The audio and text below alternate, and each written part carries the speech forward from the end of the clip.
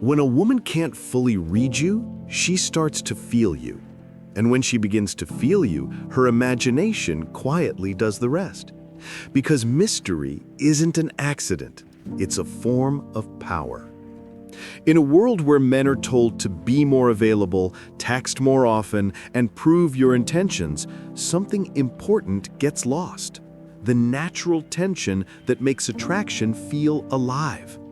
Most men try to win a woman over by increasing their presence. More attention, more reassurance, more effort. But desire rarely grows through abundance.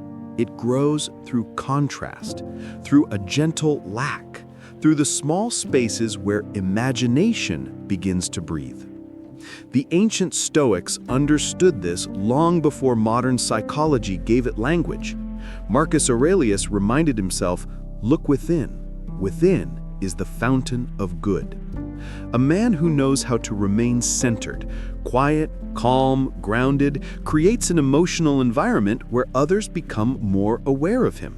Not because he demands attention, but because he gives space for attention to rise naturally. And this is the surprising truth most men overlook. A woman isn't drawn to a man who explains himself endlessly. She's drawn to the man who makes her wonder.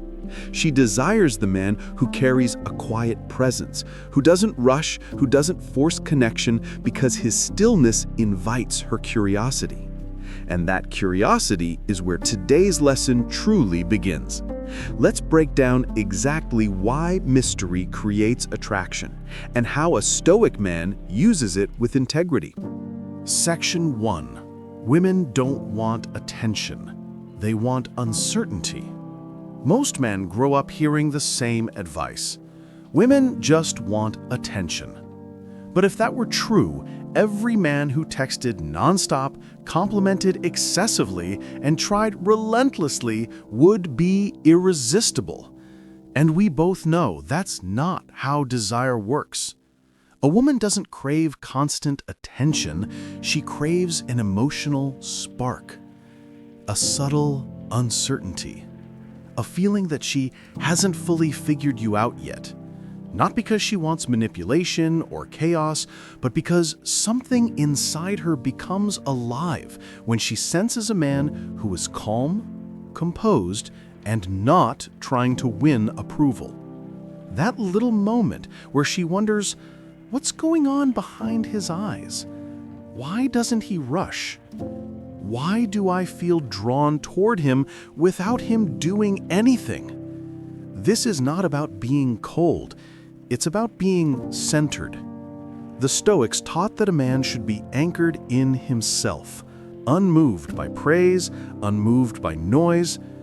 Epictetus said, "If you want to improve, be content to be thought foolish and stupid." In other words, stop performing, stop proving, stop trying to fill every silence. When you no longer chase her reactions, you create space for her desire to rise on its own. She begins to notice your steadiness, your restraint, your presence. And suddenly, she's no longer comparing you to other men. She's contrasting you with them. Because most men are predictable. Most men overshare. Most men cling to attention instead of creating intrigue. But not you. A Stoic man lets his actions speak quietly and his energy speak louder. And once you understand why uncertainty awakens attraction, the next step is learning where fantasy actually begins. Let's move deeper. Section 2. Fantasy grows in tension, silence, and imagination. Fantasy doesn't grow in places where everything is explained. It doesn't flourish when every thought is spoken, every feeling is labeled, and every intention is spelled out. Fantasy grows in the spaces you leave open, the silence you allow, the pauses you don't rush to fill, the moments where she senses meaning but can't quite define it. The Stoics understood the power of restraint. Epictetus said, "Let silence be your goal for the most part." Not because silence is a weapon, but because silence allows the other person's mind to reveal itself. When you're not trying to impress her with words, when you're not over-explaining every emotion, when you're not forcing connection with constant updates, you create a psychological space where her imagination begins to move. And imagination is far more powerful than any scripted line. A woman won't fantasize about the man who overwhelms her with information, but she will fantasize about the man who offers just enough for her to sense depth, yet not enough for her to clearly map it. Your calmness becomes a question. Your presence becomes a doorway. Your silence becomes possibility. Because when you stop filling every moment, she starts filling them for you. It's not manipulation, it's emotional respect. You're letting her inner world participate. You're allowing her to project curiosity, desire, and interpretation into the empty spaces you leave.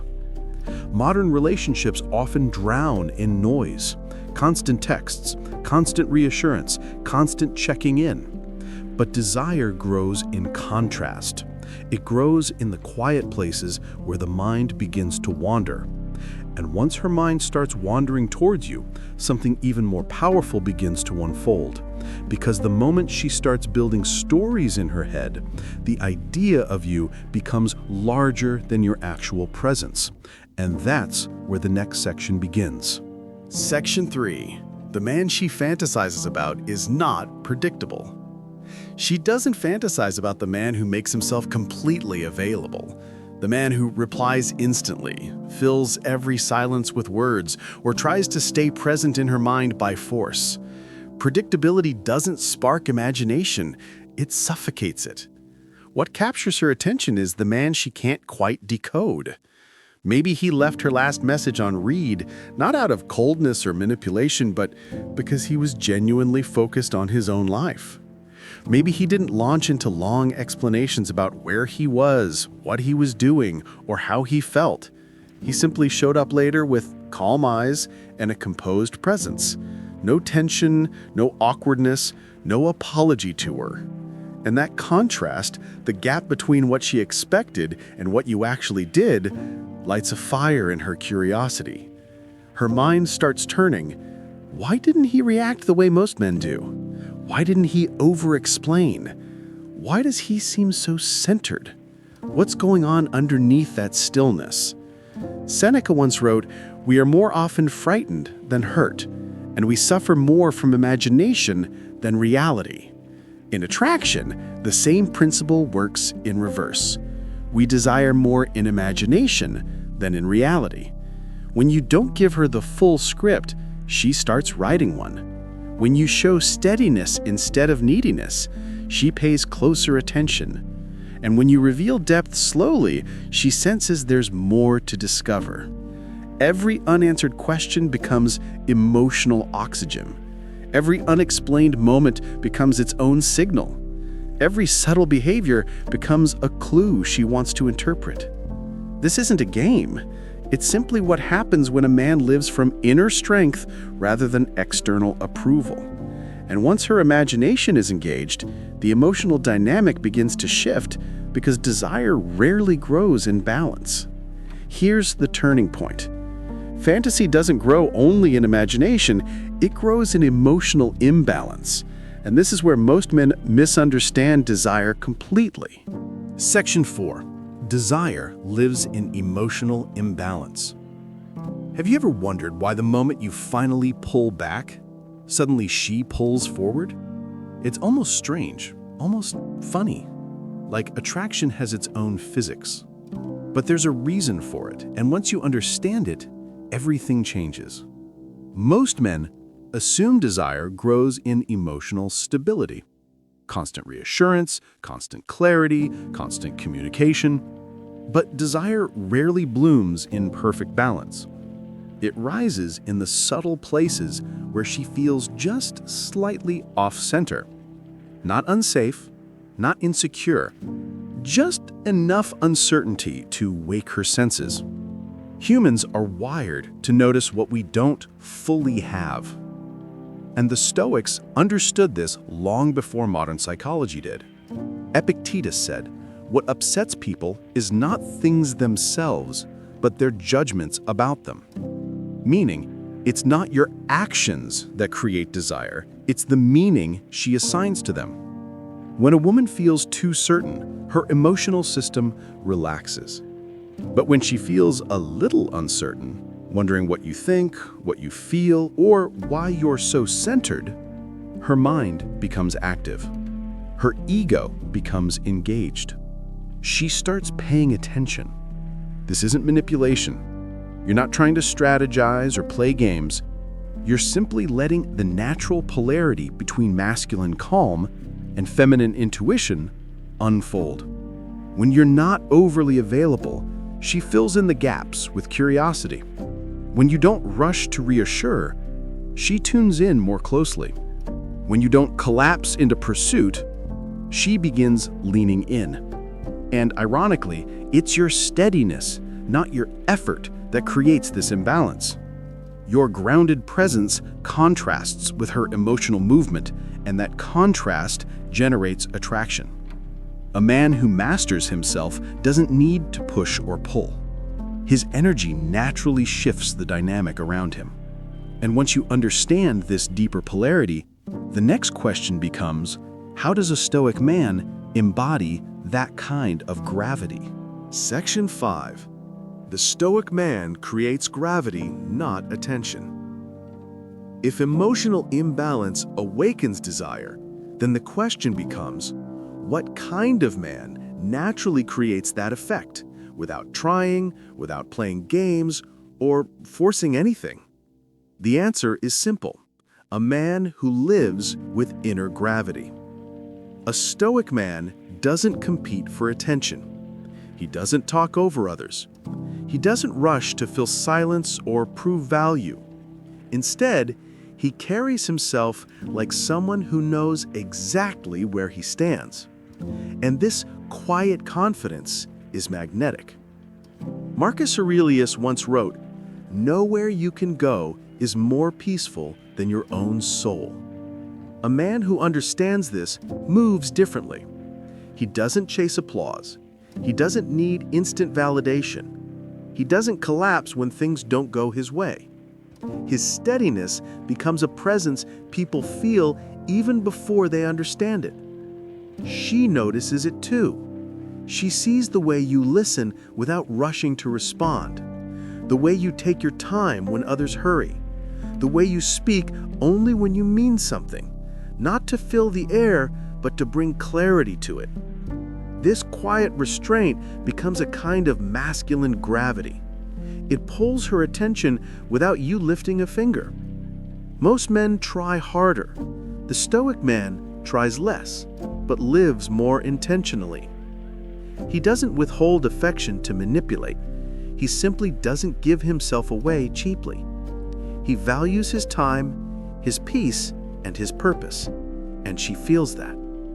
Your calmness becomes a rare contrast in a world that's fast, loud, and impatient. Your self-control becomes something she respects before she fully understands why. And your emotional discipline becomes an invitation for her to lean closer, to read your energy, to sense what's behind your composed exterior. This is how a man becomes unforgettable, not by performing, but by being anchored. Once a woman encounters that kind of presence, something deeper starts happening inside her. Because when she can't fully interpret you, her emotions take over. And make no mistake, when she can't decode you, she starts doing something that goes far deeper than thinking. Section 6. When she can't read you, she starts feeling you. When a woman can't logically interpret a man, something interesting happens. Her emotions begin doing the work her mind can't. Attraction shifts from analysis to sensation. This is where the Stoics understood human nature better than anyone. They knew that while thoughts can be controlled, emotions often respond to things we can't fully explain.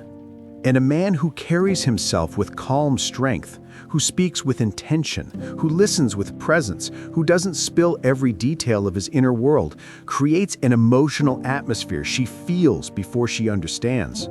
She feels your calmness. She feels your restraint.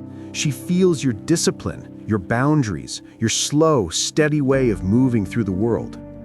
Seneca wrote, "Self-control is strength. Right thought is mastery."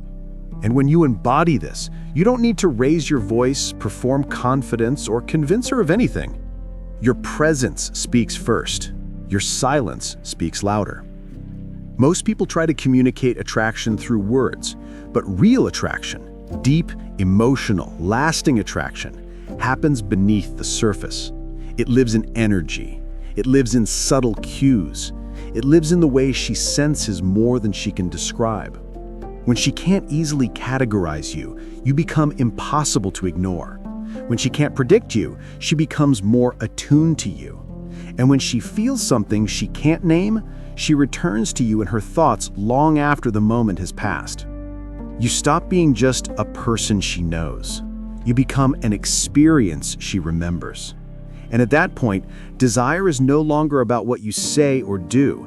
It's about the way you make her feel simply by existing in her space. Which leads us to the final truth of this entire lesson. Once her mind is loud with thoughts of you, the game is already over. Let's bring everything together. Conclusion: the quiet victory of a Stoic man. When a woman begins to feel you more than she can understand you, something fundamental shifts. Desire stops being logical. It becomes emotional. It becomes internal. And once her thoughts return to you in the quiet moments, when she's driving, showering, working, or lying awake at night, you've already created an impact deeper than anything words could accomplish. This is the quiet victory of a Stoic man. He doesn't manipulate, he doesn't chase, and he doesn't bend himself to earn affection. He leads himself first. He builds his life, his peace, his discipline. And in doing so, he naturally becomes the kind of man a woman wants to understand and wants to feel close to. Marcus Aurelius said, "Be such a person that your presence is felt even in your absence."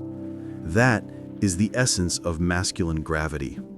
Not noise, not pressure, just presence. You don't need to reveal everything. You don't need to fill every silence. You don't need to prove your worth. Because the moment you make a woman think about you in the spaces between your words, you've already done enough.